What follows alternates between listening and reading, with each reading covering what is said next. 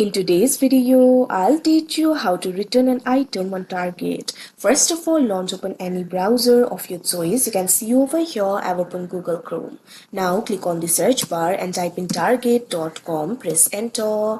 Now after you do that, you'll be led to the official website of Target. Make sure you're logged into your account. Initially, you'll be led to this kind of interface. Now over here, you'll be able to see your account name. What you have to do is click on it. Now you'll be able to access various options over here.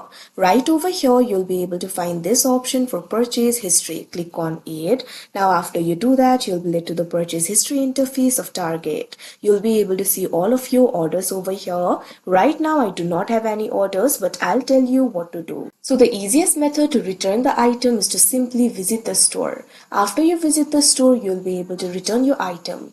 You'll also have to provide the proof of purchase. For that, what you can do is simply use a physical receipt, the barcode in the Target app, the barcode on target.com, or the payment card used. After you do that, head to the guest services, take the item and your proof of purchase to any Target store. They can look up your purchase or scan your barcode or receipt for a quick refund to the original payment or a merchandise card if no receipt. So like this, you'll be able to return the item in store. For returning the item online, what you have to do is simply find the order that you would like to return.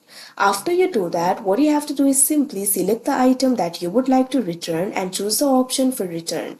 After you do that, you'll be able to get the shipping label. Make sure to attach the shipping label to your item and carefully and securely ship it back to the designated location. So like this too, you'll be able to return the item. So that is how you return an item on Target. I hope you found this video helpful. Thank you for watching.